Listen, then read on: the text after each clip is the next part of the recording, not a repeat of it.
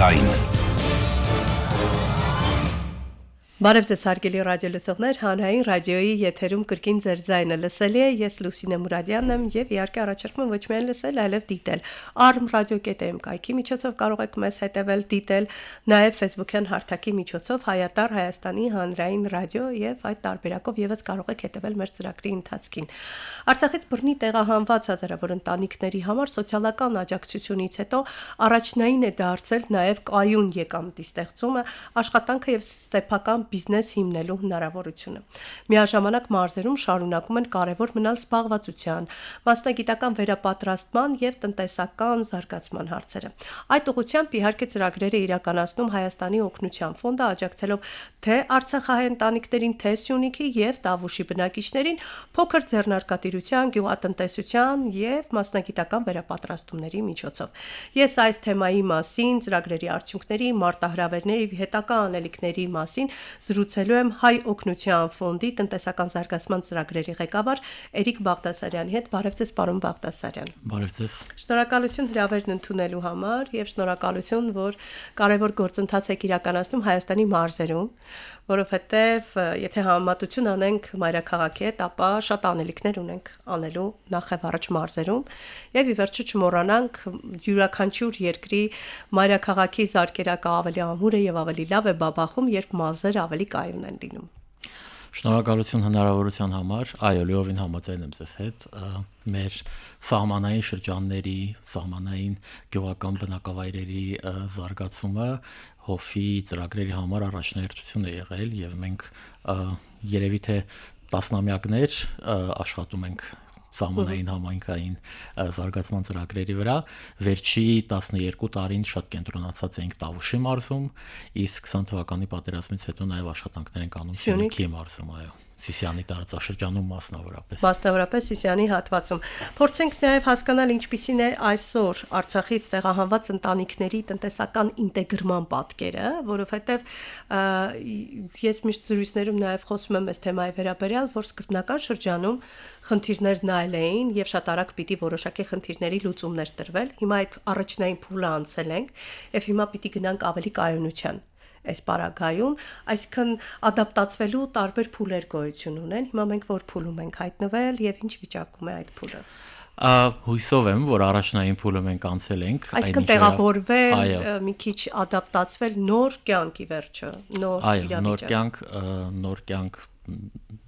մեծ դժվարությունից եւ մեծ փորձանքից հետո եւ այո առաջնային կարիքները հուսամ լուծված են այն ժամանակ մենք տարիներին խոսում ենք ձմեռման մասին, այդ տեսակ խնդիրների մասին եւ բնակարանային ծրագրի շնորհիվ նաեւ մարդիկ կամած նաեւ լուծում են այդ մեծ խնդիրը եւ իհարկե հիմա շատերի առաջ կանգնած է այդ արժանապատիվ նոր կյանք ստեղծելու մարտահրավերը առաջ քայլելու մարտահրավեր։ Այո, երբ որ մարդը վերգտնում է իր արժանապատվությունը սեփական աշխատանքի միջոցով, դա այն ուղղությունն է, որտեղ մենք նույնպես տեսնում ենք մեր դերը որոշակի չափով եւ ֆինանսական կայունությունն է կարևոր, երբ ինքը կարողանում է ապահովել իր սեփական ծախսերը։ Երբ ինքը տեսնում է սեփական վաղվա օրը սեփական ուժերի մեջ, որ կարողանա, այո, սեփական ծախսերը ինչ որ ձեւով սեփական եկամուտների միջոցով անի։ Եվ դրա ուղղություններից մեկը դա փոքր ձեռնարկությունն է։ Ընդհանրապես ձեռնարկության մասին երկու մոտեցում կա, մեկը դա այն մարդիկ են, ովքեր որ չեն բավարարվում եղածով եւ փորձում են իրենց միջավայրը փոխել, դա մի բան է, որ մենք մեծ աշխատանք ունենք անելու Հայաստանում եւ Երևանում ընդլայնվում են, տեսնում են նոր հնարավորություններ, դա ավելի ոնց որ մտածելակերպի աշխարհընկալման ձև է, այո, որը չգիտեմ, գուցե մանկուց է նաև խրախուսվում մարդու։ Միջալից նկատում ենք արդեն, որ նման բիզնես մտածողությամբ մարդիկ շատացել են եւ տեսնում ենք, որ հայ բիզնեսները միայն այսօրվա մասին մտածելով չեն իրականացնում իրենց գործընթացը, այլև 5 տարիների, 6 տարիների տեսլական ունեն իրենց արժեք դրված եւ ընդլայնելու հնարավորություններով։ Այո, կամած դա կա Հայաստանում, մենք տեսնում ենք ոչ միայն գործարարներ, այլև ձեռներեցներ։ Մյուսը դա մյուս կողմը այն կողմն է, որ այդ որ մենք առնչվում ենք, դա այսպես ասած անհրաժեշտությունից ծնված ձեռներեցությունն է, երբ որ մարդ հայտնվում է կյանքի բարդ իրավիճակում, ինչպես մեր հայրենակիցները, որոնք Արցախից տեղահանվեցին, եւ առաջնային խնդիրը լուծելու համար ինքը սկսում է զբաղվել ձեռներեցությամբ, այսինքն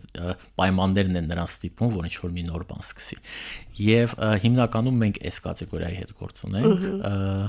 եւ փորձում ենք այն մարդկանց, ովքեր որ ինչ-որ հեռանկար տեսնում են, հավատում են, տեսնում են իրենց ուժերի մեջ որոշակի պոտենցիալ, ձեռք մեկնենք եւ փորձենք նրանց օժանդակել մեծ ճանապարհի առաջին քայլը ցույց տալ ուսուցման ուղղորդման եւ նաեւ ֆինանսական օժանդակության միջոցով։ Հիմա դրանց հաթաթ կանդրադառնանք առանձին այս պարագայում նաեւ դիտարկում ենք եւս մեկ խնդիր, մարդը ամբողջ տարի աշխատել է ինչ-որ համակարգում, իր համար աշխատել է, հիմա տեղահանվելուց հետո արդեն նոր կյանք, նոր իրականություն, ադապտացիոն փուլ, եւ այստեղ հասկանում է, որ իր նախկին մասնագիտությունն այլևս պիտանի չէ այս կյանքի համար, ու ստիպված է մտածել նոր հմտություններ կամ ձեռք բերել նոր մասնագիտություններ, այս պարագայում ձեր վերապատրաստումներն են օգնության հասնում։ Այո, մենք փորձում ենք ելնելով տեղական շուկայի պահանջարկից, այսօրվա պահանջարկից կամ հեռանկարի պահանջարկից, որ տեսնում ենք այդ հեռանկարը կա, բայց տարածաշրջանը հաշվի առնելով, չէ՞։ Անպայման։ Տարածաշրջանը հաշվի առնելով եւ այն մարդկանց կատեգորիան հաշվի առնելով, որոնք այդ վերապատրաստումներին գնալու են մասնակցելու, փորձում ենք կամուրջներ ստեղծել աշխատաշուկայի եւ մարդկանց միջեւ։ Դա շատ բարդ գործընթաց է, անկեղծ կարող եմ ձեզ ասել, բայց որոշակի ուղղություններով դա կա, օրինակ վերջի ծրագիր, որ մենք անում ենք Սյունիքում, Սիսիանում եւ Գորիսում, վերաբերում էր արևային էներգիային, մի բան, որ հեռանկարը մենք տեսնում ենք, դե բնությունը մեզ տվել է դա։ Այո, տեսնում ենք մեր շուրջ բոլորը եւ նաեւ Երևանից որ դուրս են գալի, տեսնում ենք արևային պանելներ, ինչքան է շատանում եւ ինչքան դրա կարեւորությունը կա։ Լավ է, որ այդ ծրագրի մեջ ունենք նաեւ լավ գործընկերներ, օրինակ ինչպես Հովանյան հիմնադրամը, որ մեզ աջակցեց դրանում, եւ փորձում ենք մասնագիտական աշխատուժ պատրաստել տեղացի երիտասարդների շրջանակում։ Արևային էներգետիկ։ Այո, արևային կայանների մոնտաժում, սպասարկում, այդ սկզբնական շրջանի մասով հատկապես որ դրա կարիքը կա եւ հետաքրքրություն նույնպես կա, դա այն քիչ երևի ուղղություններից է, որ երիտասարդների մոտ նույնպես հետաքրքրություն դրա մեջ կա, որովհետեւ իրենք նույնպես տեսնում են հեռանկար։ Օտար զբոսաշրջիկները միշտ ասում են, այստեղ 365 օր արև է եւ բնությունը մեզ տվել է օգտվել այդ հնարավորությունից, արևային կայանները փրկություն են, բայց միայն արևային կայան տեղադրելով հարցը չենք լուծում, դա պետք է սպասարկել, հոգ տանել, այս դեպքում ձեր ասած տարբերակը շատ լավ կաշխատի։ Այո, եւ կա կարիք ունենալ մասնակիցներ տեղում։ Հաշվի առնելով, որ սփռված է, օրինակ Սյունիքը Երևանից բավական հեռավորություն կա, այն արևային ընկերությունները, ովքեր որ գործում են Երևանում, նրանք կարիք ունեն աշխատուժի տեղում, որպեսզի կարողանան արագ խնդիրները լուծել։ Այո։ Հետաքրքրվածությունը շատ է այդ ոլորտում, այսինքն որ ձեզ դիմում են եւ դուք տեսնում եք, որ համեմատական կարգով հետաքրքրվածությունը կար եւ մենք կարողացանք, մենք ամբողջ տարի աշխատում էինք եւ շուրջ 50 երիտասարդ այդ վերապատրաստումներով անցավ, տարբեր խորության ձևով անցնելով։ Հետաքրքիր է, որ երիտասարդներին շատ հետաքրքրում է դա։ Այո, եւ դա այն ոնց ասեմ, կետերից մեկն է, որ պետք է, որտեղ որ մեր աշխատանքն է գտնել այն տեսակ հատման կետ, որտեղ եւ աշխատաշուկան ունի պահանջարկ եւ երիտասարդները նույնպես հետաքրքրված են դրանով։ Մենք ունենք գյուղատնտեսական մասնագիտություններ, որտեղ աշխատաշուկայում հստակորեն պահանջարկը կա, բայց ելնելով երևի թե մտածելակերպից կամ այն տարածքներից, որտեղ որ մարդիկ ապրում են, այդ հետաքրքրությունը, այդ էնտուզիազմը դեպի գյուղատնտեսություն ձևավորելը բավական բարդ է։ Բարդ է, բայց շատ հետաքրքիր։ Եվ աշխարհում ընդհանրապես։ Այո, բայց հետաքրքիր նորամուծությունների լուծումների շնորհիվ շատ հատկապես հաշվի առնելով գլոբալ տաքացման հետևանքները, երբ գյուղատնտեսության խաղի կանոններն են փոխվում ինքնաբերաբար այս պարագայում, ուզենք չուզենք հարմարվելու ենք նոր եղանակային իրականությանը եւ շատ այլ հարցեր փոխենք, ամբողջությամբ այլ ուղղությամբ սկսենք տանել։ Այս դեպքում կան արդյունքներ, ասեցի, որ 50 մարդ վերապատրաստվել է եւ նրանցից 4-ը արդեն գտել են աշխատաշուկայում, արդեն աշխատանք ունեն, աշխատում ենք նաեւ գործընկերների հետ, որ այդ թիվը գնալով ավելանա, ու վստահ ենք, որ ինքը ավելանալու է։ Այսինքն ստացվում է, որ վերապատրաստելուց հետո նաեւ փորձում եք լինել կամուրջ գործատուի եւ աշխատողի միջեւ, այսինքն օգնում եք նրանց աշխատանք գտնել, ճիշտ եմ հասկանում։ Դա ամենաբարդ Իհարկե, գործընթացն է։ եւ դա այն կետն է, որտեղ շատ զգուշորեն պետք է մոտենալ պարտավորություն վերցնելու Չէ, առումով, զուտ օգնելու տեսանկյունից, բարի կամքից։ բայց ոնց որ ասած, լավագույն ջանքն եք ներդնում այդ ուղղությամբ, այո, փորձում ենք անել։ Այլ ոլորտներ կան, որ էլի կա հետաքրքրություն։ Ինձ թվում է, որ ավելի սպասարկման ոլորտի նկատմամբ պիտի տեսնենք հետաքրքրվածություններ, գեղեցկության ոլորտում հետաքրքրվածություն։ Միշտ, որովհետև անկախ նրանից դու գյուղաբնակ ես, թե ապրում ես եւ մայրաքաղաքում, ուզում ես լինել գեղեցիկ։ Դե հա, խնամված, ինչը ոգևորում է։ Ուզում ես ստանալ ծառայություններ, էլի եթե երիտասարդների մասն ենք խոսում, ժամանցի վայրեր են ուզում ստեղծեն։ Հա, ինչ լավ են անում։ Ճիշտ են անում, այո։ Որովհետև մարզերում այդ գլոբալ խնդիրը կա զբոսաշրջիկ պահելու տեսանկյունից եւ մենք ժամանցի վայրերից շատ խեղճանում ենք մարզերում։ Եվ տեղացի։ Տեղացին էլ չունի հետաքրքրություն ցավով։ Ժամանակակից նորմալ սոցիալիզացիայի տեղեր, այո, իհարկե, չպետք է մեզ մոտ ամեն շատ կենտրոնացված են։ Հուսամ Սիսիանում կստեղծվեն ժամանցի կենտրոններ, որովհետև վերջերս էինք այնտեղ հանրային ռադիոյի համերգներով եւ գրեթե 1 ժամ ենք եկել որևէ սրճարան եւ այդպես էլ մեր ջանքերը ապարդյուն էին։ Ես էս հաղորդումից հետո մի քանի փոքր կետեր կասեմ, այնտեղ սաղմնային որ սկսում են, այո։ Դա մի բան է, որ դա մի գործընթաց է, որ սկսվում է ու պետք է վստահ եմ կշարունակվի եւ մենք էլ երբ որ այդ հետաքրքիր լուսավոր կետերը տեսնում ենք, փորձում ենք մեր հնարավորությունների սահմանում աջակցել, ունենք մեր օրինակ այդ փոքր ձեռներեցության ծրագրերում մարդիկ, ովքեր որ հենց այդ գաղափարով են դիմել եւ առաջ գնում։ Ունենք նաեւ այսպիսի մի հետաքրքիր բան, ինչ վերաբերում է գյուղական ձեռներեցության, քանի որ խոսեցինք գյուղատնտեսության ծառայությունների մասին, վերջերս ունեինք դասընթաց, որ վերաբերում էր on-line վաճառքին, որովհետեւ իհարկե ի սկզբանե մենք մտածում ենք եւ մարդիկ կենտրոնանում են իրենց տեղական փոքր շուկայի վրա եւ դա իրականում մի բան է, որ ես խրախուսում եմ եւ կարծում եմ ճիշտ է։ Բայց պետք է նաեւ լայն մտածել։ Բայց պետք է նաեւ լայն մտածել եւ տեխնոլոգիաները հնարավորություն տալիս են ավելի աշխարհի մասշտաբով փորձել մտածել, համենայն դեպս փորձել եւ այն on-line վաճառքի արձակները, որ մեզ մոտ կան, ռուսականները հիմնական, որ տարածված են մարզերում, հա, այդ Wildberries Ozone-ը, այնտեղ վաճառքներ կազմակերպելու, դիրքավորվելու, սեփական արտադրանքը ներկայացնելու դրա մասն էին անում դասընթաց եւ մարդիկ այս դեպքում եւ հետաքրքրություն կար եւ դրանից հետո որոշակի գործողություններ կան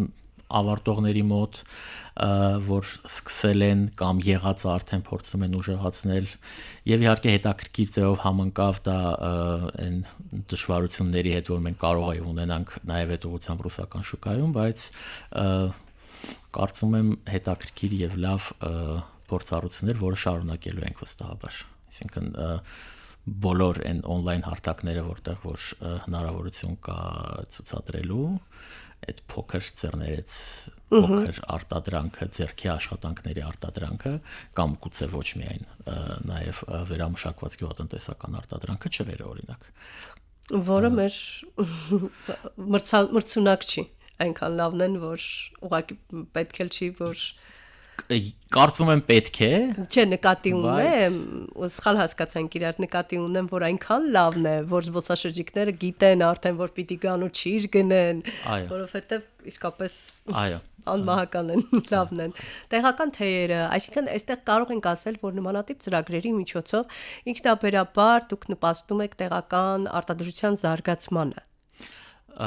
Միանշանակ աշխատատեղեր, զբաղվածություն, փոքր ձեռներեցությունը փոքր է առաջին հայացքից միայն, բայց իր էֆեկտով եւ ընտանեկան մակարդակում եւ համայնքային մակարդակում կարող է բավական էական ազդեցություն ունենալ, որովհետեւ օրինակի ուժը ինքը տալիս է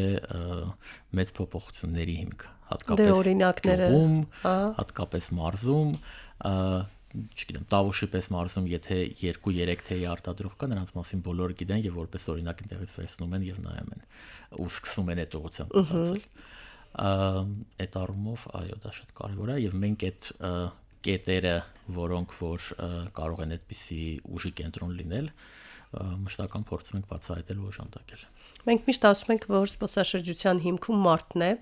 իր ջերմությամբ ու էներգետիկայով, ու այս պարագայում, երբ որ այդ մարդիկ կարողանան իրենց բիզնեսն այնպես ներկայացնել իրենց ջերմությամբ, որ գուցե ինչու ոչ նաև այդ կետերը կդառնան զբոսաշրջային կարևոր կետեր, եւ հենց դրսից մարդիկ կուզեն գնալ օրինակ Սյունիք, Սիսիան, որպեսզի կոնկրետ ինչ-որ ապրանք ձեռք բերեն։ Սա մենք տեսնում ենք այլ երկրներում ինչպես են կարողացել ճիշտ մարքեթինգային քաղաքականության միջոցով իրականացնել։ Դա այդպես է, որովհետև նաև այն ապրանքը, որ ունի որակ եւ ներկայանալի է, ինքը դառնում է նաև այդ տարածաշրջանի այցեքարտերից մեկը։ Ես ուրախությամբ կարող եմ ասել, վերջերս Երևանում գինու օրերն էին, գինու փառատոներ, եւ եթե չեմ սխալվում, միակ գինին, որ Սյունիքից էր ներկայացված, նաև այն ընկերությունները, ամուսիններն էին, որոնք մի քանի տարի առաջ սկսել էին իրենց գործունեությունը, նաև ինչ որ ձևով մեր օժանդակությամբ։ Ձերոնք էին։ Բոլորը մերոնք են, բայց այս դեպքում հատկապես ուրախալի էր մի բան տեսնել, որ պատերազմից հետո այն առաջի տարիներին, երբ որ իրանք սկսում էին որոշակի էնտուզիազմով եւ մենք էլ մեր փոքր ներդրումը ունեցանք, հիմա արդեն 4 տարի անց պտուղները տեսնում ենք։ Այո, որքան հաճելի է։ Դա շատ հաճելի է եւ սա շատ անգլերեն ասած rewarding աշխատանք է իհարկե։ Ես կուզեի նաև խոսեինք, թե որոնք են հիմնական չափանիշները, որոնցով ընտրվում են շահառուները, որքան գիտեմ, միայն այս ամիս ծրագրում ընդգրկվել է 14 նոր ընտանիք, ճիշտ եմ։ Այո։ Այո։ Դուք մենք սկսեցինք այդ զրույցը, մենք աշխատում ենք այն պայից, երբ որ հովը ստեղծվել է, իսկ հովը ստեղծվել է արդեն 35 տարի առաջ երկրաշարժից հետո եւ աշխատում է արդեն երկար տարիներ խոցելի բնակչության խոցելի խավերի հետ։ Ամբողջ Հայաստանում եք։ Այդ խոցելիության ձևերը փոխվում են, խնդիրներն են փոխվում են, բայց աշխատանքի ծավալը չի քչանում եւ մեր առաքելությունն է հասնել այն խմբերին, ովքեր որ առավել խոցելի են այս պայմաններում։ Պատերազմից հետո մի խումբը դա տեղահանված արցախցիներն էին։ Մենք նաև աշխատում ենք պատերազմի վետերանների հետ եւ այն կազմակերպությունների հետ, ովքեր որ աշխատում են նրանց հետ։ Մենք աշխատում ենք սահմանամերձ բնակչության հետ եւ արդեն տեղում հասկանում ենք, թե այն մարդիկ, ովքեր որ սոցիալական որոշակի կարիքներ ունեն, ինչպես կարելի է նրանց հետ աշխատել եւ քայլ առ քայլ բերել այս ձեռներեցության փուլին, ինչպես նաեւ երբ որ անում ենք վերապատրաստումներ, փորձում ենք աշխատել օրինակ թիրախավորված կանանց հետ, հաշմանդամություն ունեցող մարդկանց հետ, որպեսզի իրենք էլ կարողանան եւ այն ուղղություններով, որտեղ որ մենք տեսնում ենք հստակ դիսպարիզիտ կա, այսինքն մենակ մի խումբն է մասնակցում, որոշակիորեն նաեւ բերել ներկայացների ուրիշ խմբերից։ Ես ուզում եմ նաև ձեր փորձով կիսվեք, մարդիկ ավելի շատ ձգտում են սեփական փոքր բիզնես հիմնել, թե ավելի շատ նախընտրում են աշխատանք գտնել արդեն որոշ գործող կազմակերպություններում։ Դա փոխվում է տարիների ընթացքում, այսինքն սեփական գործ ունենալու ձգտումը գնալով ավելի ու ավելի մեծ է դառնում։ Բայց իհարկե այն մտածելակերպը, որ գտնել կայուն աշխատանք եւ կայուն աշխատանքի գաղափարը հենց ինչ որ մի ցանկալի մեծ կազմակերպությունում աշխատելն է, ինքը դեռևս էական եւ մեծ տեղ ունի Հայաստանում։ Գյուղական համայնքներում դա շատ ավելի դժվար է։ Գյուղում դժվար է գտնել աշխատանք, գյուղում կարելի է ստեղծել աշխատանք եւ օգնել համագյուղացիներին աշխատանք ունենալ։ Եվ երբ որ դու ստեղծում ես աշխատանք ու քո սեփական ստեղծած աշխատանքով արդեն քո օրվա հացն ես վաստակում, եկամուտն ես վաստակում եւ հաղթավորն ես սկսում անել, այդ ժամանակ աշխատանքը արդեն քո համար դառնում է աշխարհընկալման ինչ որ մի ձև։ Դա շատ կարևոր է հատկապես հիմա Հայաստանում այդ դեմոգրաֆիական ու միգրացիոն տրենդերից ելնելով, որ մարդիկ կարողանան վերարժևորեն իրենց տեղը այն համայնքներում, որտեղ որ իրանք ապրում են, դրան արժեք տալ, իմաստան, որպեսզի մենք համեմատական տխուր պատկեր չունենանք 10 տարի հետո կամ 15 տարի հետո։ Եվ դա մի ուղղությունն է, որով որ մենք մեր ուժերի չափով աշխատում ենք, ներդրումներ անելով ոչ միայն օրինակ այս ձեռներեցյան մասով, որ ես ասեմ, այլ նաև փոքր ենթակառուցվածքների մեջ, այլ նաև մարդու կրթության մեջ, առողջապահության մեջ, որպեսզի այն կենսապայմանները, որ մեր քաղաքացիները ունեն սահմանային գյուղական վայրերում, իրանք լինեն այնպիսին, որ մարդ կարողանա ինքնարտահայտվի։ Այստեղ ինձ հետաքրքիր է նաև դուք ասացիք նաև ֆինանսական աջակցություն։ Անպայման։ Ինչպիսին պիտի լինի ծրագիրը կամ գաղափարը, որ դուք ասեք այս սա է եւ ես որոշեք, որ իրենց պիտի ֆինանսական աջակցություն ցուցաբերեն։ Մենք ունենք այդտեղ մեր ոնց որ պրիորիտետները, մեր չափանիշները, գաղափարը պետք է լինի իրատեսական, տեղում իրագործվող որոշակի ժամանակահատվածում, պրակտիկ, ուսումնասիրված եւ գաղափարը ներկայացնողը պետք է ունենա այն սկզբնական հիմնական կարողությունները դա իրականացնելու։ Այդ բոլորի ընթացքում մենք այդ շահառուի հետ, մասնագիտական լեզվով ասած, մենք իրենց հետ աշխատում ենք։ Սովորաբար ֆինանսավորումը տրվում է որոշակի սարքավորումներ ձեռք բերելու համար կամ նյութեր ձեռք բերելու համար։ Հիմնական հարցն եք լուծում։ Այո, եւ միանշանակ չի ներառում այնպիսի բաներ, ինչպիսիք են օրինակ աշխատավարձը, ընթացիկ նյութեր ձեռք բերելը եւ այլն, այսինքն մարդիկ, եթե իրանք այդ ուղղությամբ գնում են, իրենց ուժերի ներածի մասով պետք է նաեւ պատրաստ լինեն սեփական ջանքը, ժամանակը ու որոշակի ռեսուրսները նաեւ ներտնելու, այսինքն այն ռիսկը, որ կա, մեզ հետ կիսելու։ Մենք սա այն տեսակ ծրագիր է, որտեղ որ մենք ուզում ենք տեսնենք մեր շահառուին ոչ թե որպես միայն շահառու եւ ստացող, այլ գործընկեր։ Եվ եթե այդ գործընկերությունը հաջողվում է, մենք ունենում ենք լավ պատմություն եւ փոխված կյանք, իսկ դիմացի կողմներ ունենում է այն բոլոր պլյուսները, որ կարող է ծրագիրը տալ։ Այս կյանքում ամեն ինչ փոխադարձ է։ Այո։ Այս շատ կարևոր մի սկզբունք է, կանդրադառնանք հաջողության պատմություններին, բայց կար գաղափար, որը շատ տպավորվել է եւ զարմացրել է ձեզ։ Շատ թիրախային է եղել, շատ արդյունավետ եք տեսել տեսլականը ինչ։ Տարբեր ժամանակներում տարբեր են այդ տեսակ գաղափարները, իրականում այնպես է, որ երբեմն ամենալավ, ամենահետաքրքիր գաղափարները, որ այդ սկզբնական փուլում են, այնքան էլ իրականություն չեն դառնում։ Ես հիշում եմ, մենք ունեցել ենք երիտասարդ աղջիկ, որ կահույքի արտադրության մասով էր փորձում անել ինչ-որ բաներ։ Ինքը պատրաստի թե ինքը նաև պատրաստի, այո։ Ապրի աղջիկը ժամանակին տարիներ առաջ էր դա եւ չենք հավատում, բայց նրա մոտ ստացվեց։ Ես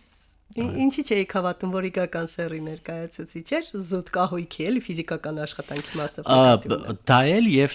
այն վստահություն չկար, որ այդ հետաքրքրությունը ինքը երկար կտևի, որպես մի թերագնահատեք կանանց մտքերն ու հնարավորությունները։ Իսկ հաջողության պատմություններից եթե խոսենք, տեսեք դուք մեկ պատմություն ասացիք, որը իրավամբ կարող ենք համարել հաջողության պատմություն, գինու ստեղծումը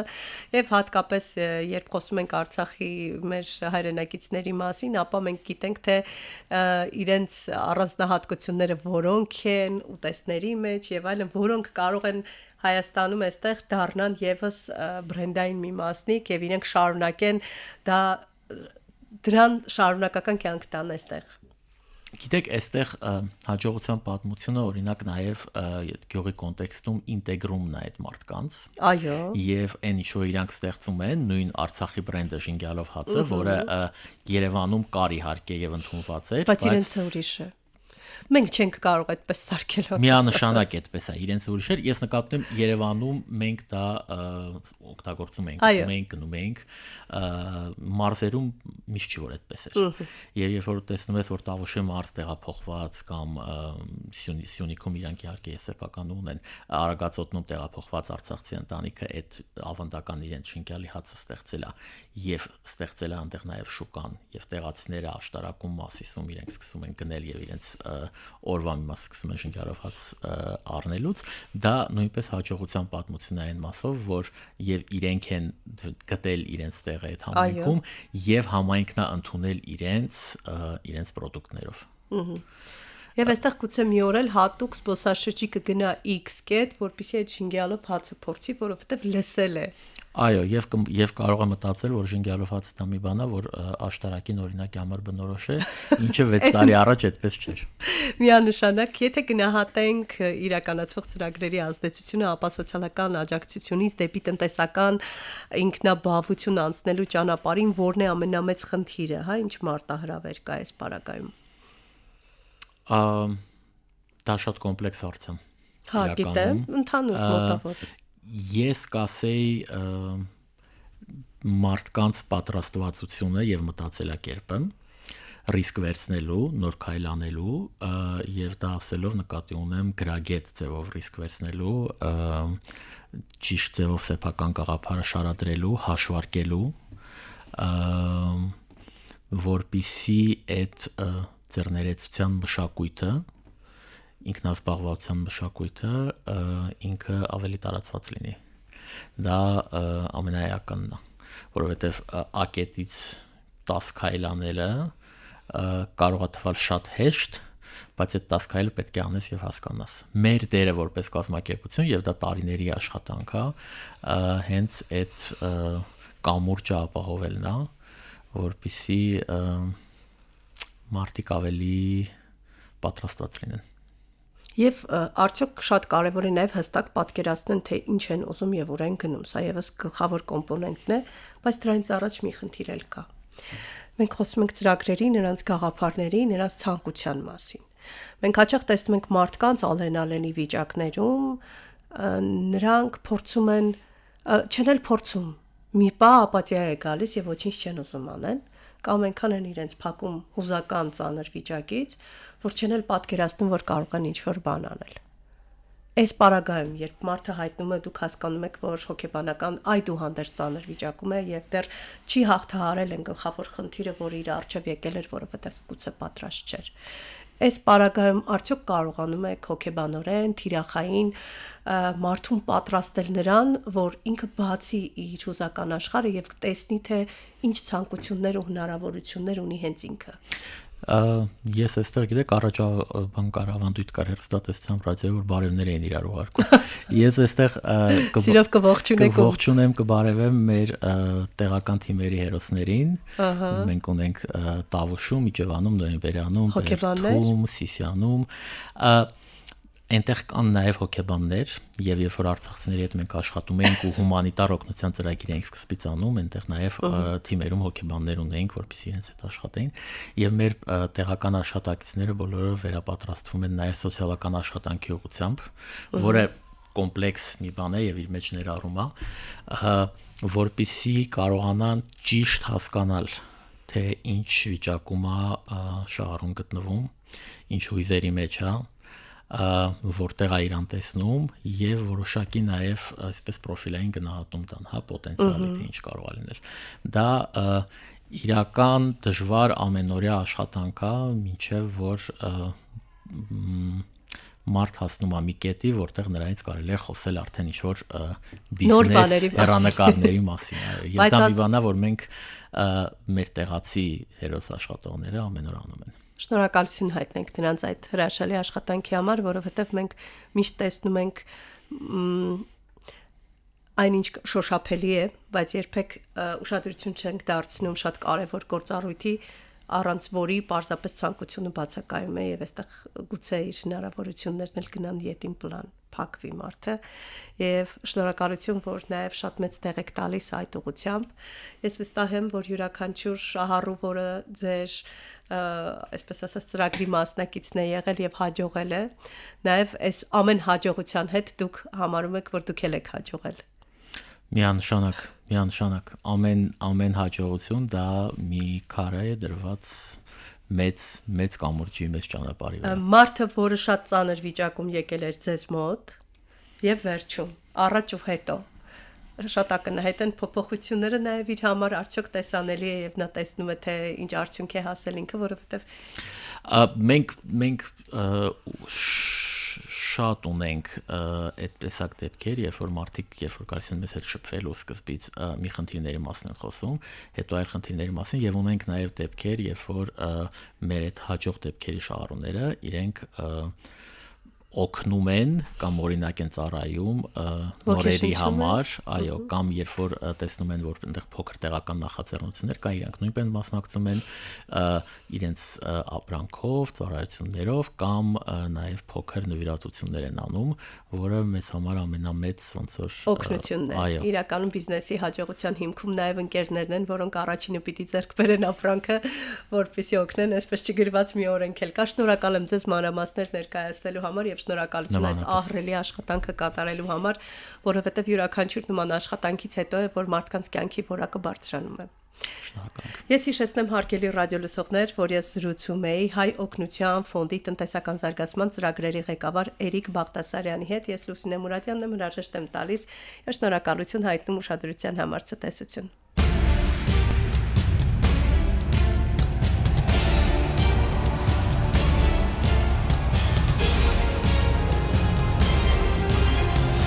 Քո ձայնը